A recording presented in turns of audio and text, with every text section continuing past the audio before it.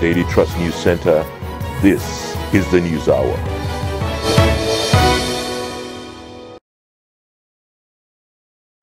On News Hour tonight,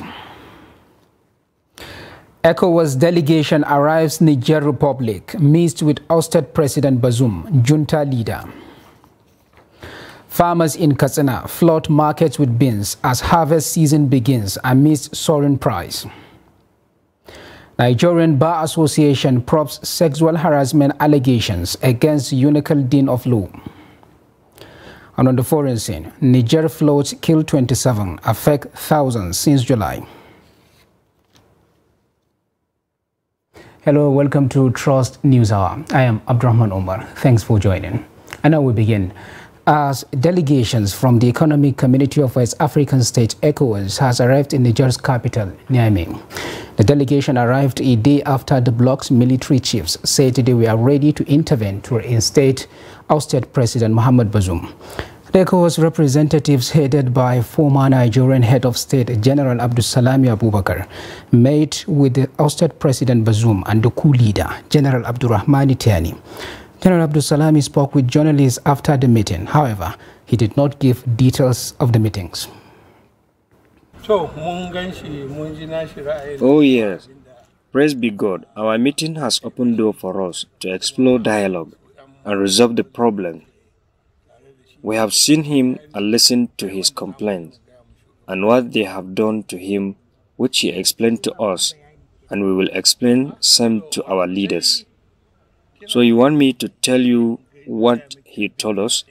It will not be fair to him and to our leaders. The moment I say anything, even before I reach the hotel, you people will broadcast it. In the meantime, thousands of people lined up outside the main stadium in Niamey on Saturday, responding to the call for civilian auxiliaries in support of the armed forces. The event organizer said the junta was not involved in this initiative, although it was aware of it. Regional countries have threatened the Nigerian junta of a possible military intervention. Some parents brought their children to sign up. Others said they had been waiting since 3 a.m. to answer a call from several organizations. Young people chanted in favor of the junta and against ECOWAS and the country's former colonial ruler, France. The initiative, spearheaded by a group of locals in Niamey, aims to recruit tens of thousands of volunteers from across the country to register as volunteers for the defense of the Niger Republic. Meanwhile, Burkina Faso and Mali have deployed war planes in the Niger Republic following the threat of the Economic Community of West Africa ECOWAS troops that they were waiting for an order to strike. The regional bloc had given Niger junta a week ultimatum to reinstate President Mohamed Bazoum or face possible sanctions, including the use of military. The Copis had called the bluff of ECOWAS and vowed to resist foreign intervention. Subsequently, ECOWAS defense chiefs were ordered to activate the region's force for action to restore civil rule in Niger. But Burkina Faso and Mali warned that any military intervention in Niger will be considered a declaration of war against them. In a joint statement, the governments of Burkina Faso and Mali said the disastrous consequences of a military intervention in Niger could destabilize the entire region. The latest move of Mali and Burkina Faso was disclosed by Niger's national television in a report. The television station said the military leaders from Burkina Faso, Mali and Niger convened on Friday in Nigerian capital Niamey to decide in concrete measures in case ECOWAS chooses to escalate a war.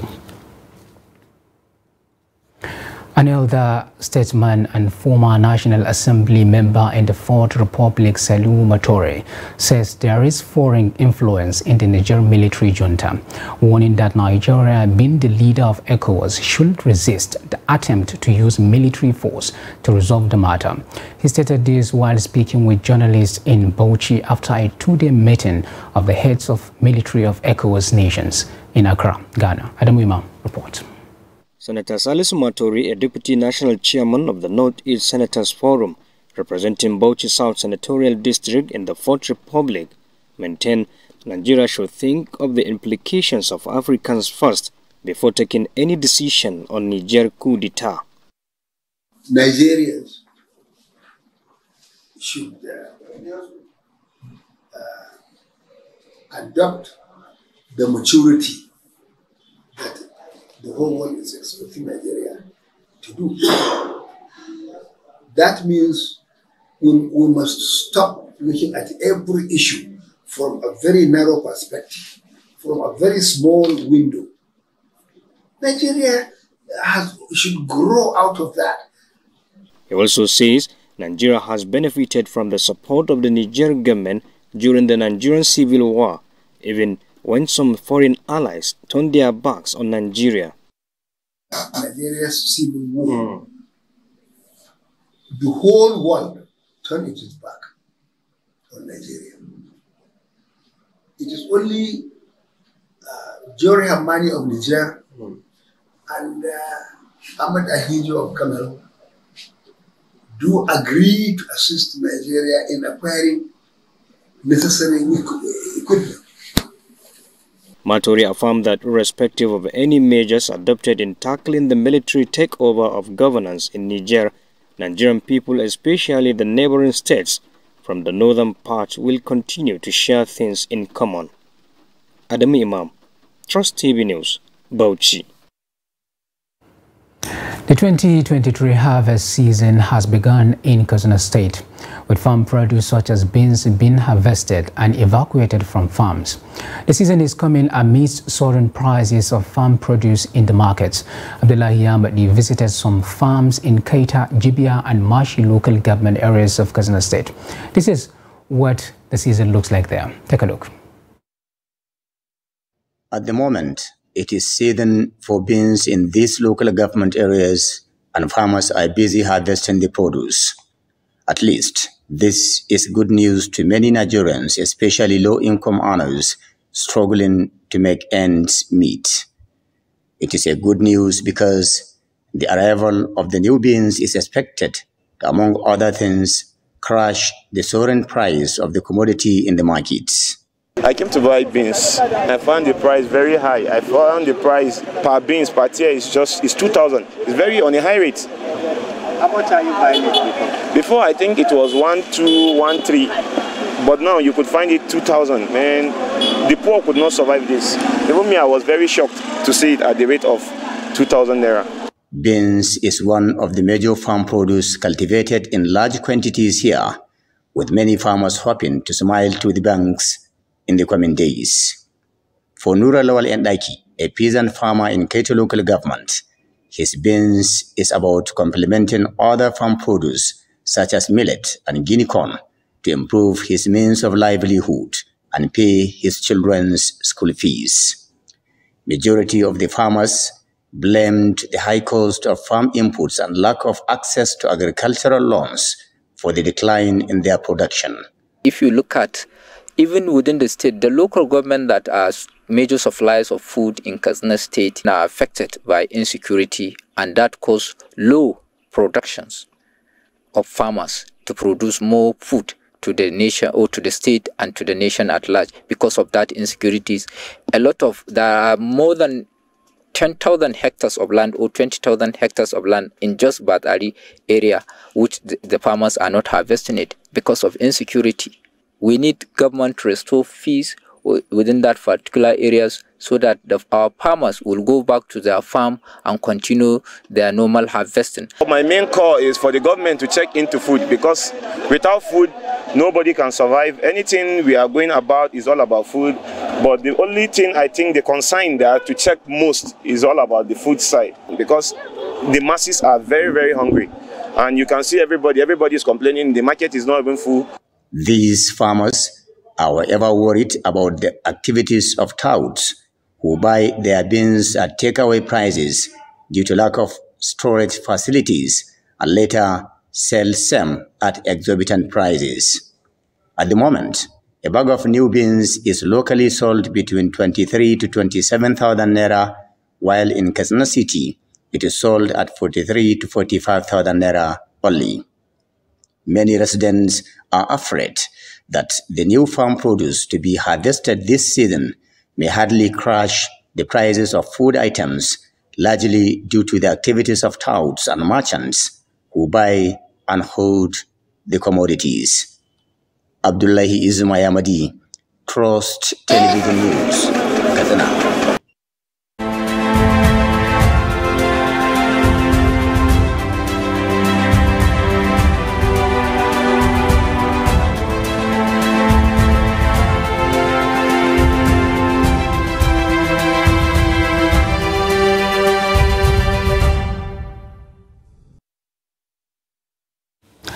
President Bola Tinubu is determined to turn the temporary pains being experienced in the country to gains that will benefit all Nigerians and the future generations. Special advisor to the president on media and publicity, Ajuri Ingileli, revealed this on Friday at the State House, Abuja, when he sat down with Trust TV's Kinde Amadou. Here's the report.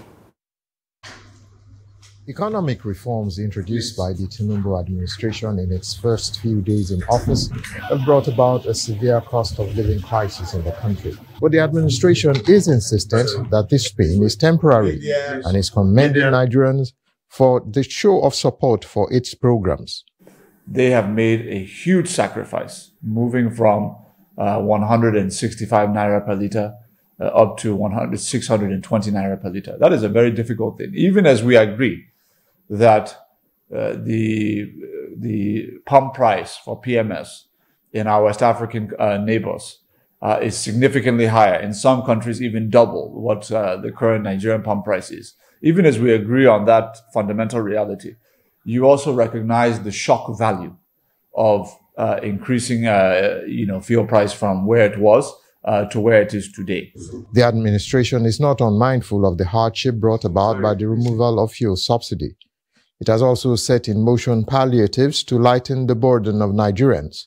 But the president's spokesman says the situation is not all gloomy. FARC allocations have dramatically risen over the course of the time where we have removed the subsidy, from approximately 700 billion shared by FARC in May to over 1.95 trillion in June. So there are more revenues to be shared to the states, which will empower the states to be able to pay a new minimum wage, which the president, again, through his leadership, has been able to secure the agreement of the state governors across all states of the federation to pay a new minimum wage that will be livable. One of the controversial actions which have been wrongly attributed to the president is the decision of the Economic Community of West African States, ECOWAS, following the military coup in Niger. Many Nigerians, especially those in the northern part of the country, are worried about the option of military intervention, which has been left open by the regional bloc. We are saying that there's a difference between the Military Council of Niger and the great people of Niger. And the relations between our two great peoples will continue unfettered. But this minor disagreement, or this disagreement that we now have, must be resolved. And we believe that it can be resolved diplomatically, and all of our efforts are channeled in that direction at this time. With barely 2 weeks to its second month in office, the Tinubu administration is hoping to continue to enjoy the goodwill of Nigerians despite the present difficulties. But that will depend on how fast it can navigate out of the present quagmire.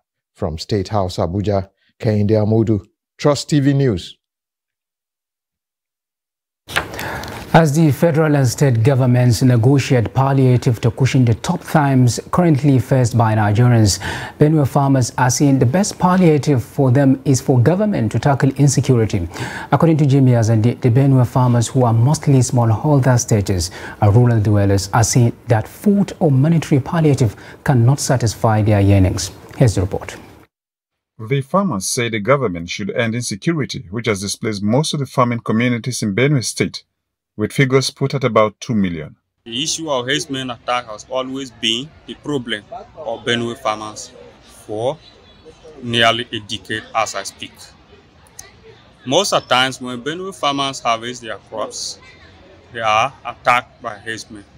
So even when they store the crops in their barns, herdsmen invasion always affect the storage.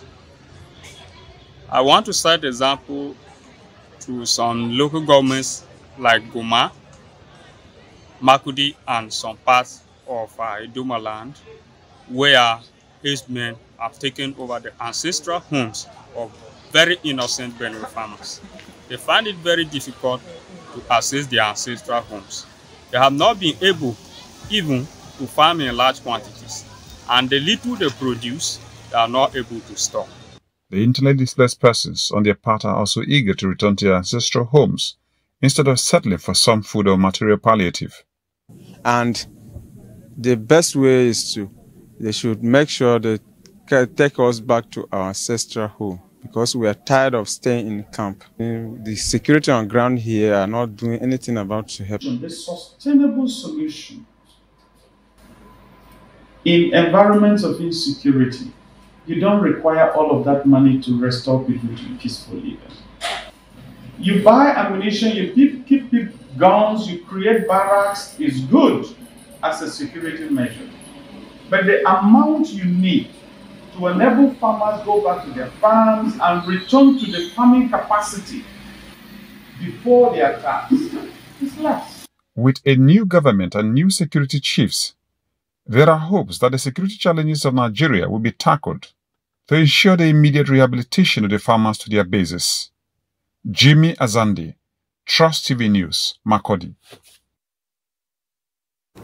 United Nations Secretary General Antonio Guterres has saluted the courage and dedication of humanitarian aid workers across the world.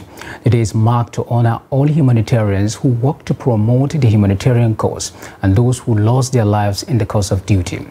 In a video message to mark the occasion, the UN Secretary General reaffirmed the world body's full support for the determined and life-saving efforts. According to a UN report, the total number of people affected by natural disaster has risen over the past decade, and about 211 million people are directly affected each year. This year's World Humanitarian Day marks the 20th anniversary of the deadly attack on the Canal Hotel in Baghdad. On that dark day, we lost 22 colleagues, including Special Representative Sérgio Vieira de Mello. That tragedy marked a change in the way humanitarians operate. Because today, although humanitarians are respected around the world, they may also be targeted by those who would do them harm. We now have joining us in the studio Abbas Idris, Director General FCT Emergency Management Agency, FEMA, to talk to us about the International Humanitarian Day and the various interventions handled by emergency agencies across the country. DG, thank you so much for taking the time to join us on News Hour. Thank you very much for having me.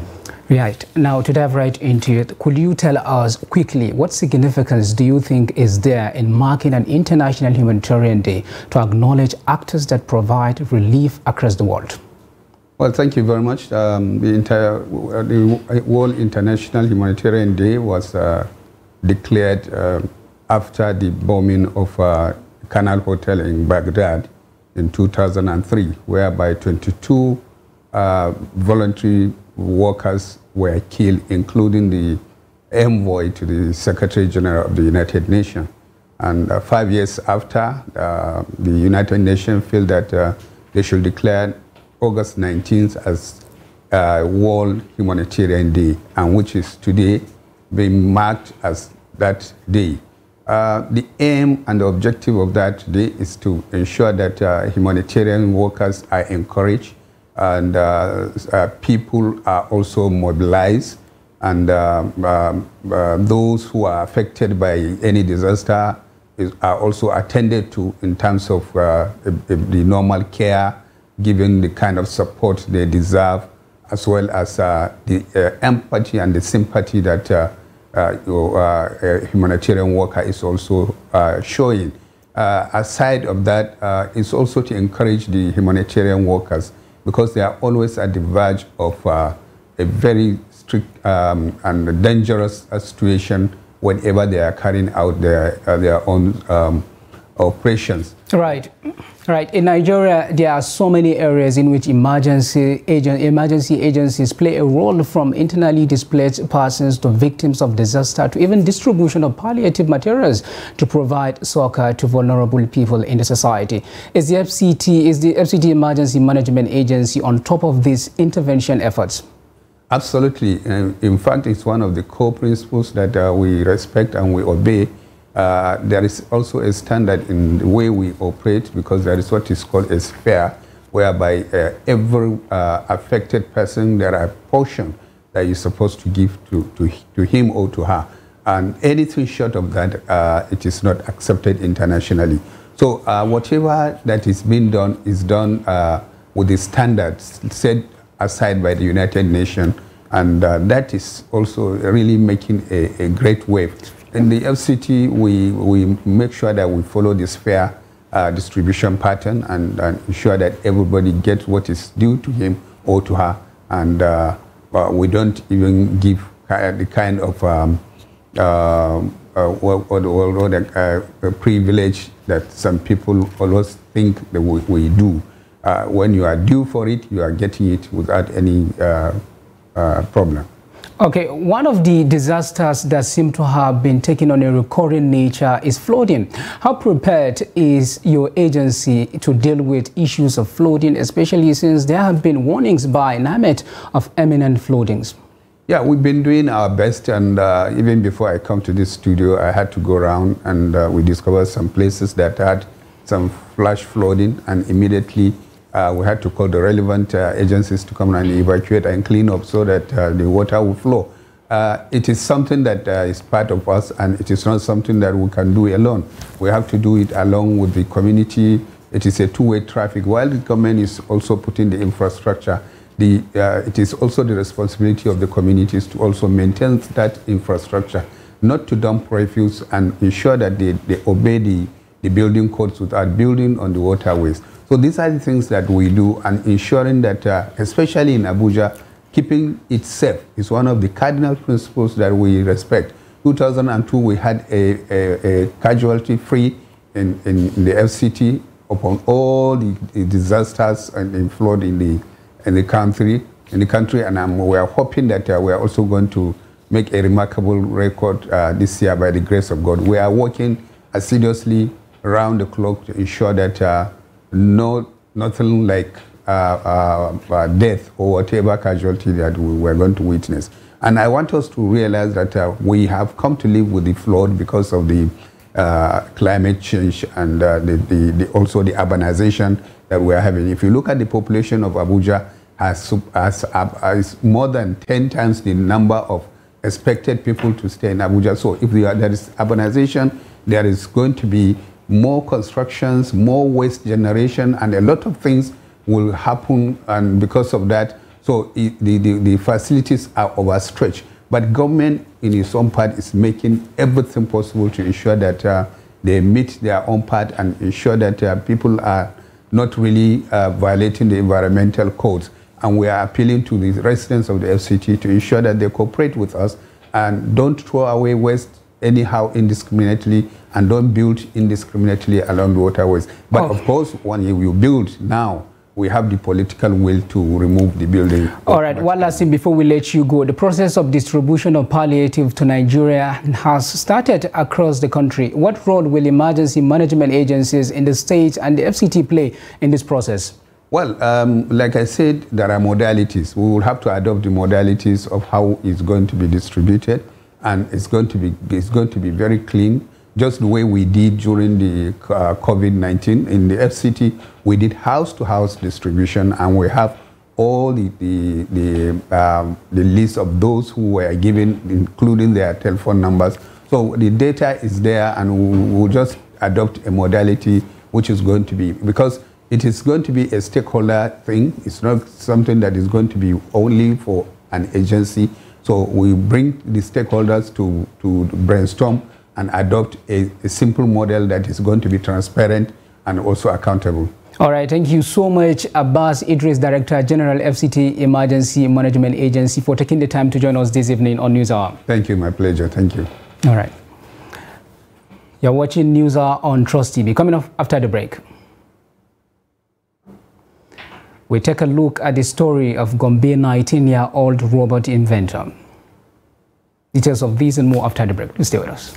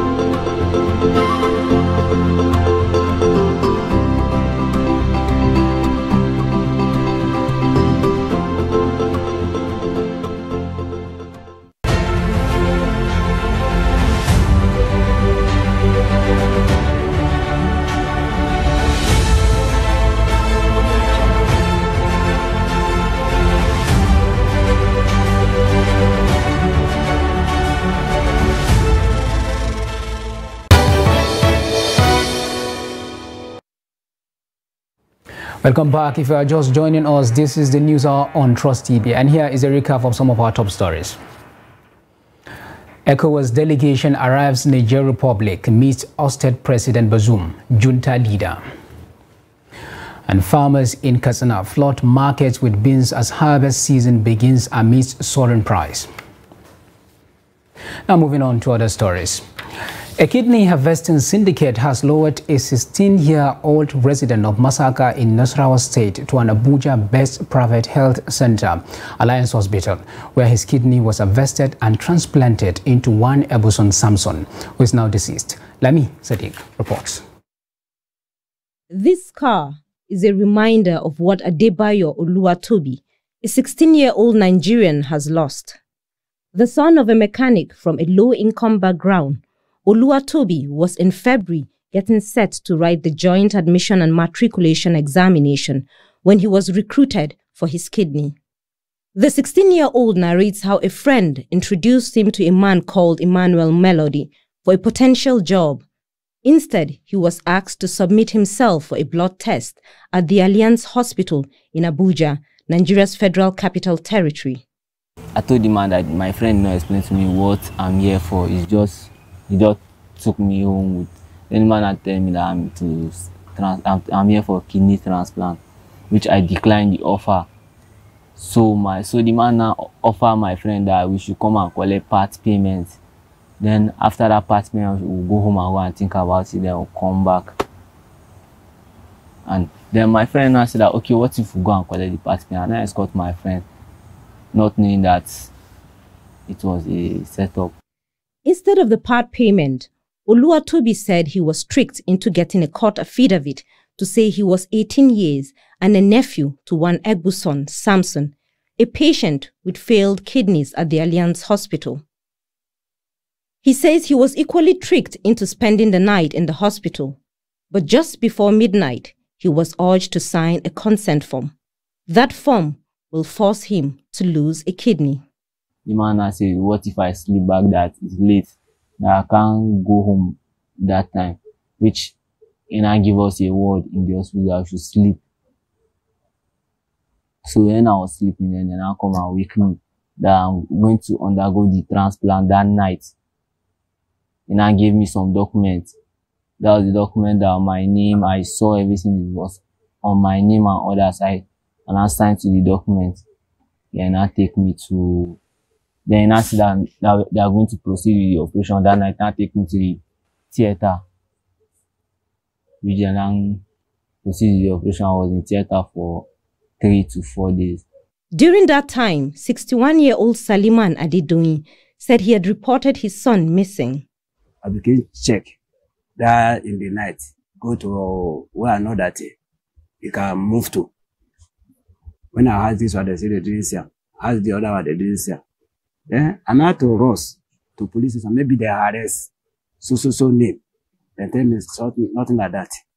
They didn't arrest anybody. I said it's a student, it's other age. They said they didn't arrest anybody. I said, okay. They said if I see him, I said I come and report that the body didn't come to house. They say if I see any friend house, has not talk anything, has just called them, has just man, they will pick the boy and they pick the friend. We keep it for the house. And now rush to Figlanti, whether you see any small student, they do something, they commit something bad, and looking for my social son. They say they didn't see, make a shake around.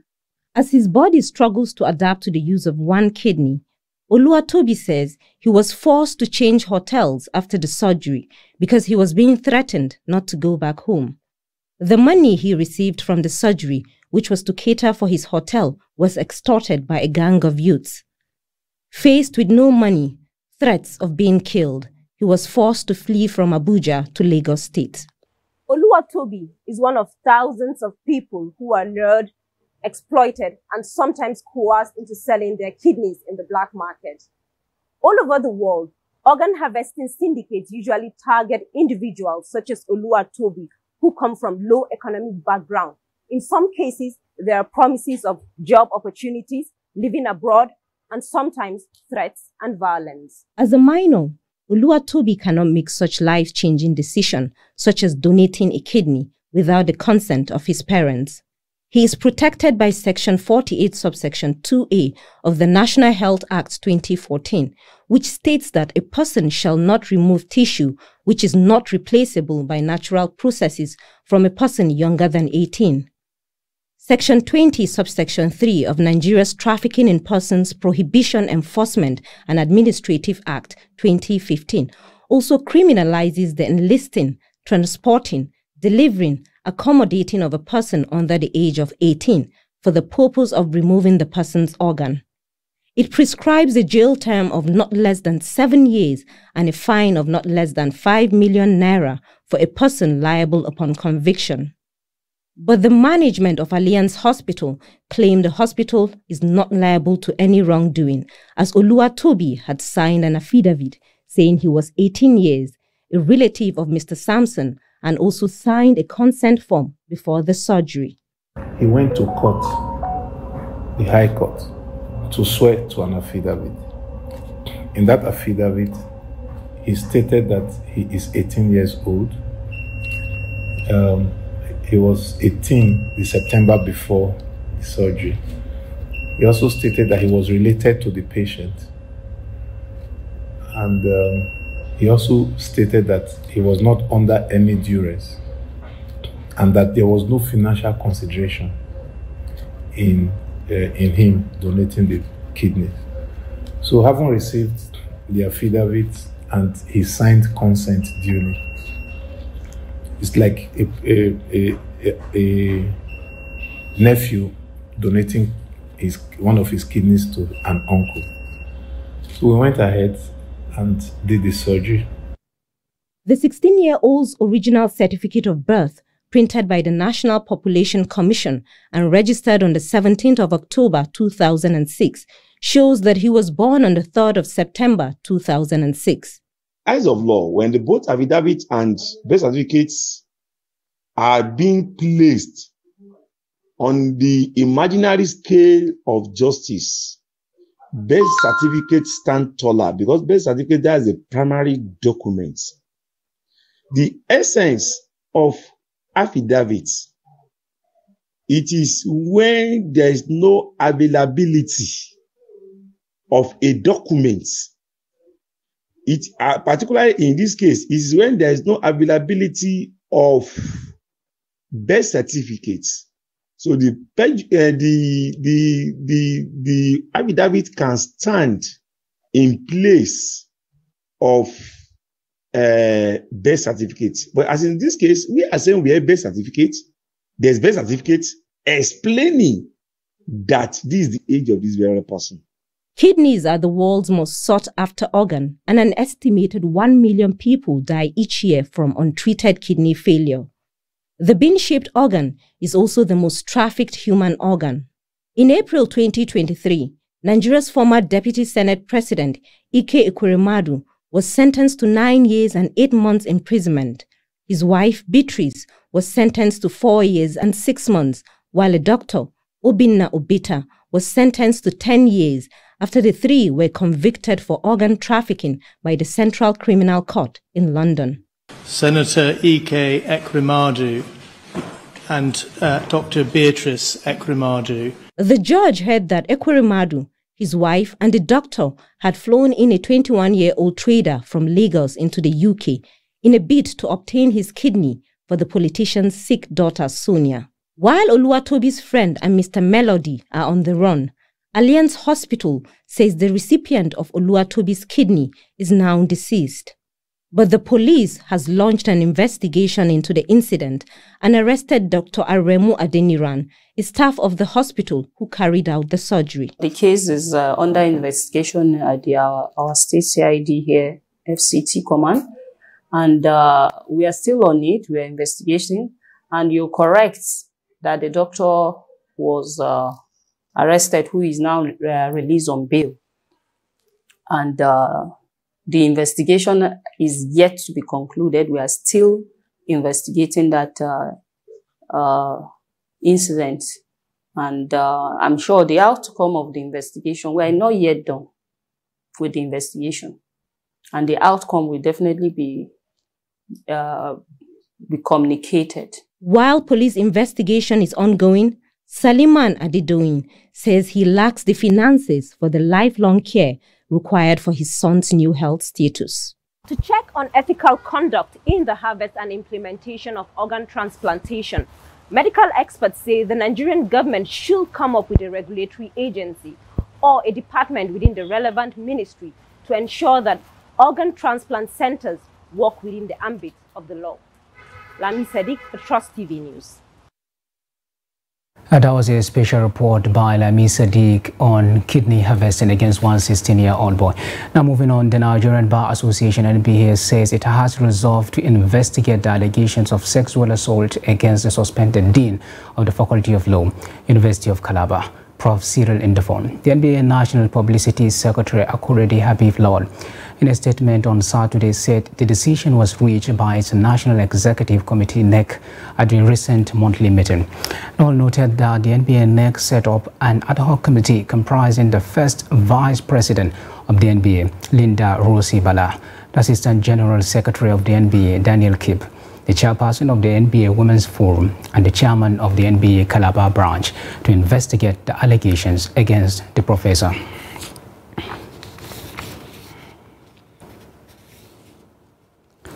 Now, over 1.2 million students, representing 79.81% of the total number of candidates, are sat for the senior secondary school certificate examination conducted by WAEC of 10 credits and above a minimum of 5 subjects, including English language and mathematics this year. In this report, Ayuba Ilia meets with one of the 2023 WAEC examination best students. Here's his report. 17-year-old Isa Salmanu has one of the best results of the 2023 West African Senior School Certificate Examination in Nigeria, with A1 in all his 9 subjects. Isa came out top of the over 1.6 million candidates that sat for the exams in Nigeria. Not only did Isa pass his senior secondary school exams with distinctions, he scored 347 points in his Unified Tertiary Matriculation Examination. What could be his secret? In my JS2, there was a time that I didn't really understand the topic in mathematics, and my teacher pulled me aside and told me that the only way I can understand something very well is if I put in the extra efforts, if I work harder than others to understand it more. And I can also say that my parents have also been a major factor as well. They always told me that hard work is the best way to success, and because of that, I've been determined. So.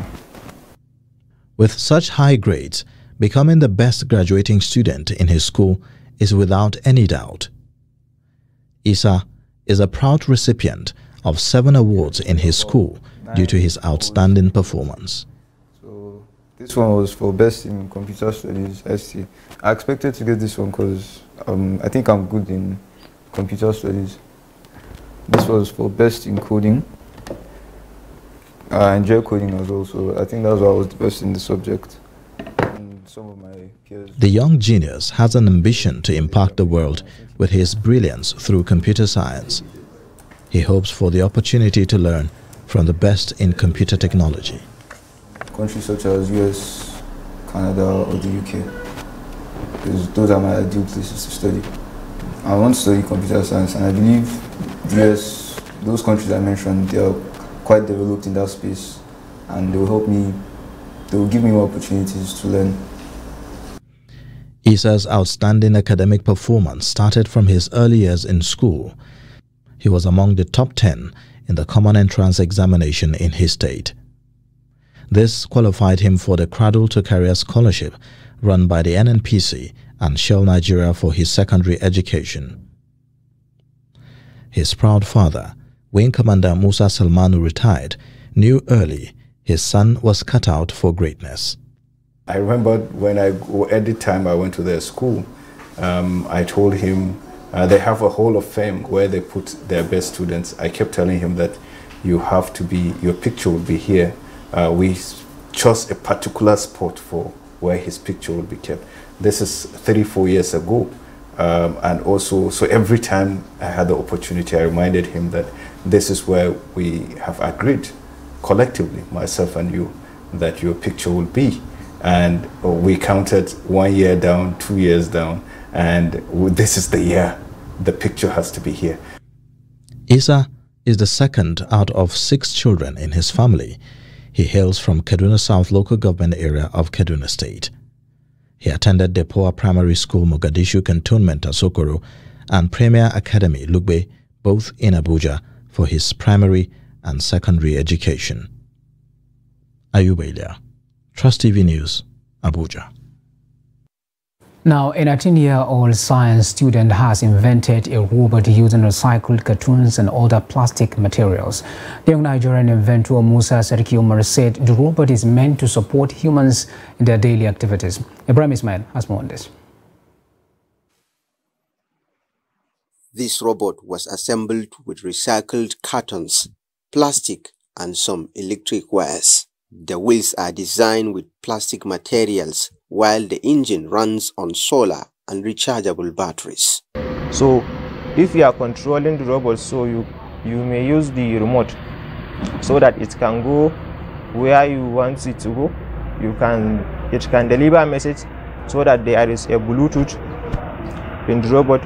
When you connect it with your phone, it can deliver a message to where you send it to. And you can also lift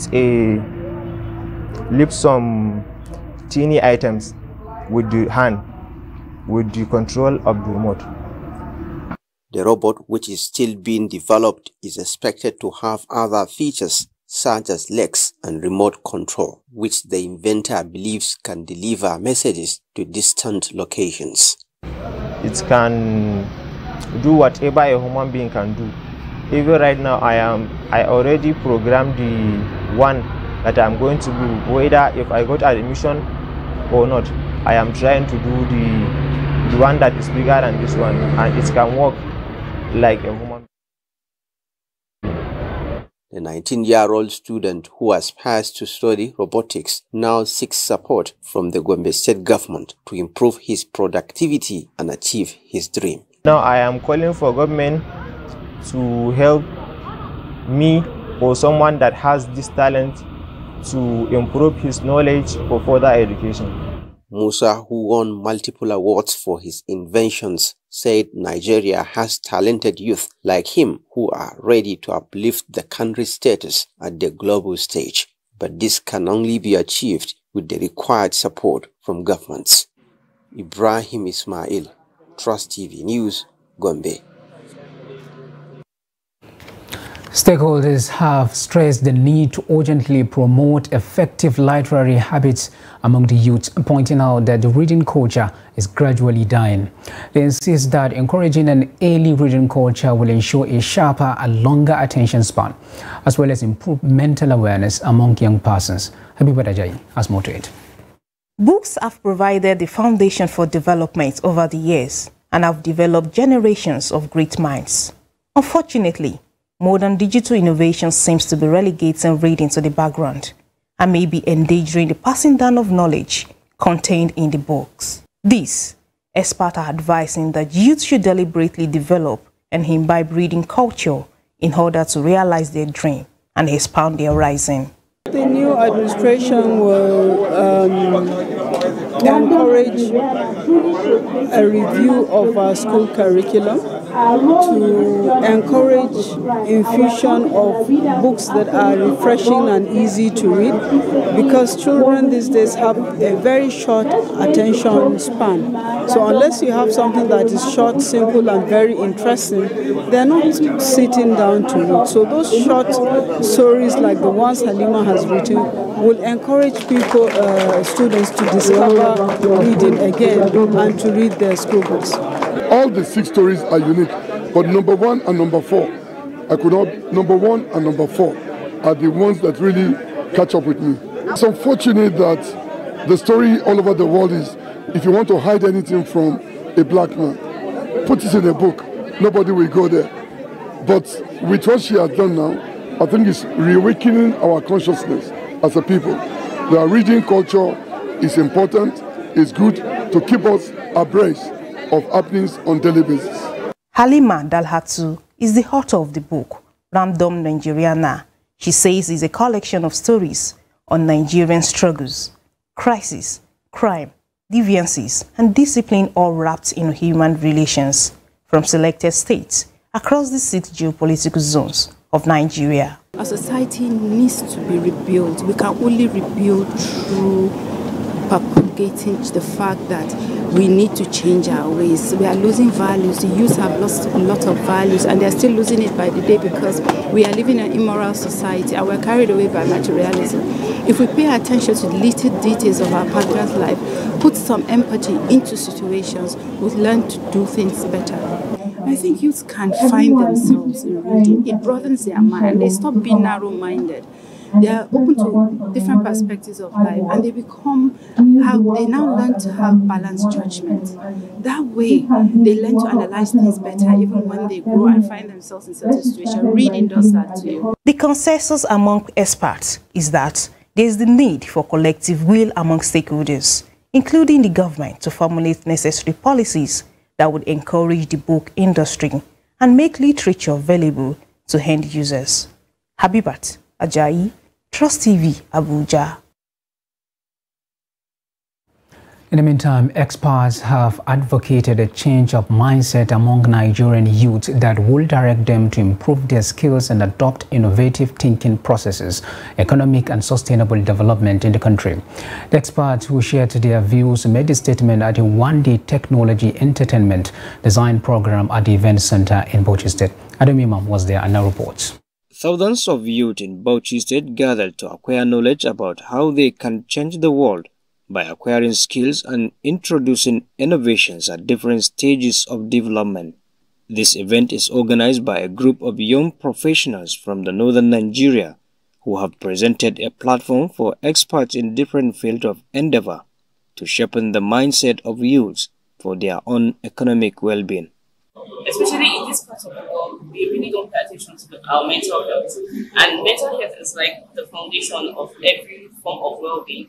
When you're in a good mental state, it becomes easy for you to combat a lot of illnesses and create your own version of success, like I like to say.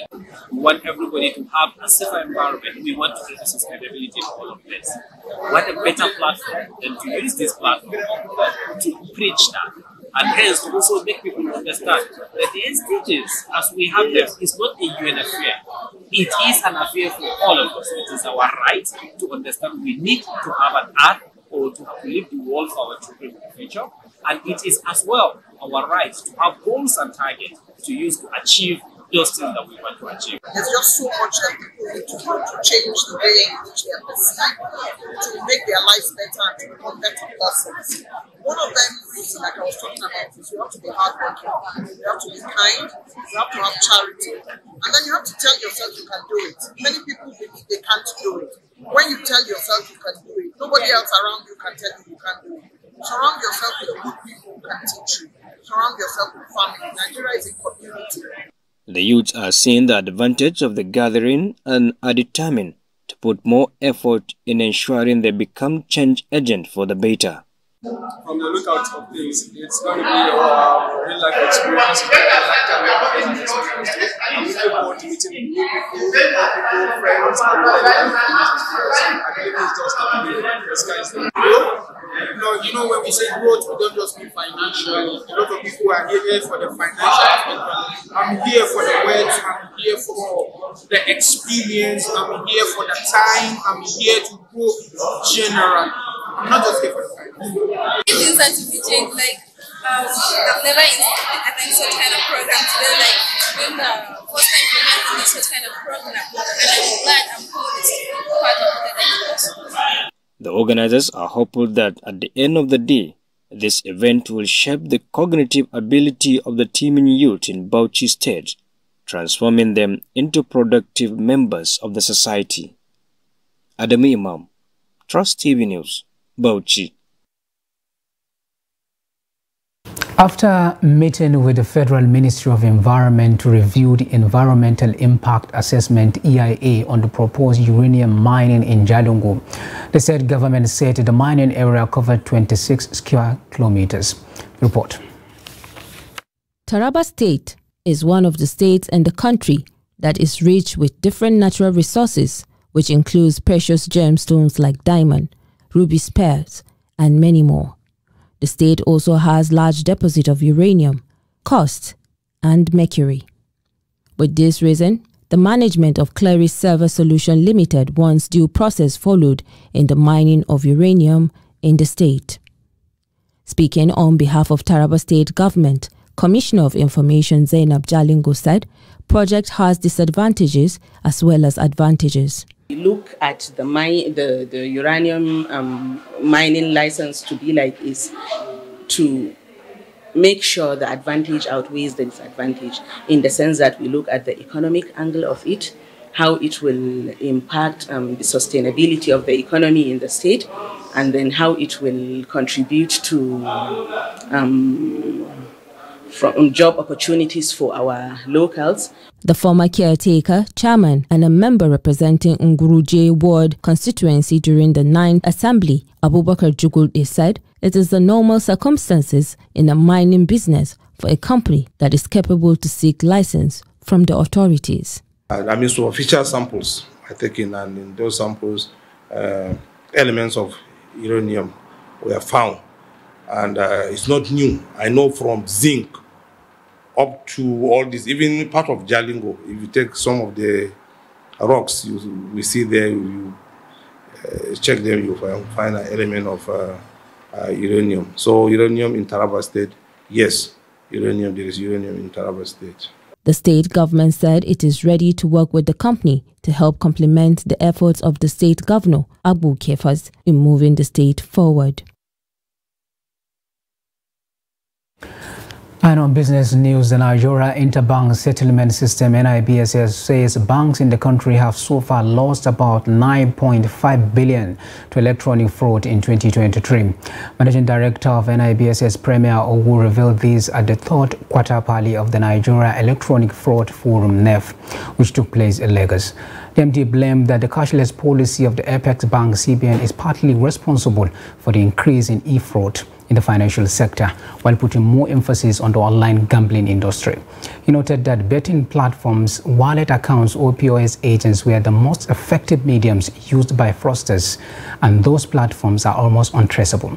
OWU therefore called for greater verification and identification of POS agents, cryptocurrency accounts, and sports betting accounts, as there was only a 5% national recovery rate from e-fraud across these mediums. And now, away from Nigeria, flooding in Niger caused by heavy rains has killed 27 people and affected more than 70,000 since July. The authorities said on Saturday the rainy season between June and September often triggers deadly flooding in the mostly desert West African nation, including in the arid northern regions. As of August 18, the floods have caused 27 deaths, injured 30 people, and affected 71,130.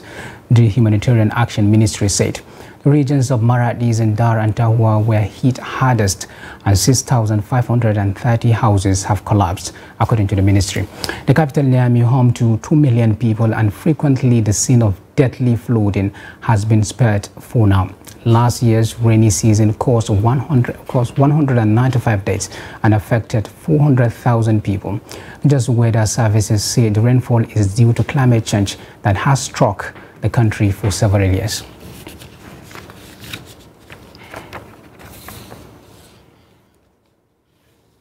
And now finally on sports news, Fridolina Ronfall scored one and set up the order as Sweden win bronze at the 2023 FIFA Women's World Cup with a deserved 2-0 win over Australia.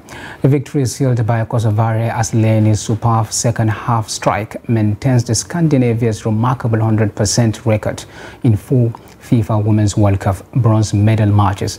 It also earned the Swedes a 5th podium finish, a second only 2 years ago. The match provided a sad end to a memorable campaign for the Midfielders, who had been hoping to enhance their best ever performance at the global finals and finish on a high in Brisbane. And with that, we have come to the end of the Trust TV's News Hour. Do not forget to follow us across all our media platforms and our YouTube live stream. I am Abdurrahman Omar. Thanks for watching and bye for now.